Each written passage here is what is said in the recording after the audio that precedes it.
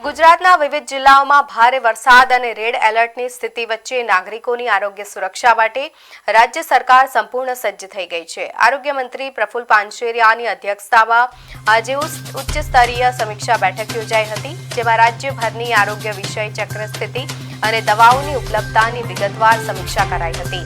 મંત્રીશ્રીએ જણાવ્યું હતું કે વરસાદની મોસમમાં પાણીજન્ય રોગો અને જીવજંતુ કરડવાના કિસ્સાઓ સામે અગમચેતીના ભાગરૂપે તમામ 108 એમ્બ્યુલન્સ, પીએચસી અને સીએચસી કેન્દ્રો પર જરૂરી દવાઓનો પૂરતો જથ્થો ઉપલબ્ધ કરી દેવાયો છે।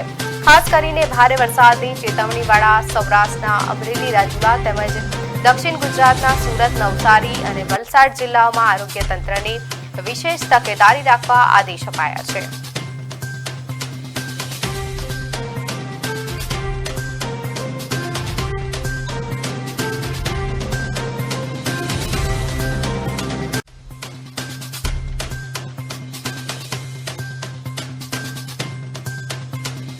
જે મારા આરોગ્ય વિભાગના તમામ અધિકારીઓની મિટિંગ સંપન્ન કરી અને દરેક જિલ્લાઓમાંનો તાગ લઈ ત્યાં આરોગ્ય ક્ષેત્રની ઘટતી કડી પૂરી કરવા માટેની સૂચના આપી છે। હાલ પ્રમાણે કોઈ પણ પ્રકારની એવી કોઈ ગંભીર બાબત છે જ નહીં। અગમચેતીના હિસાબે આજે અમે આ મિટિંગ બોલાવી હતી અને ત્યાં દરેક જિલ્લાઓમાં એક સંકલન કરવામાં આવ્યું છે અને સૂચના આપવામાં આવી છે।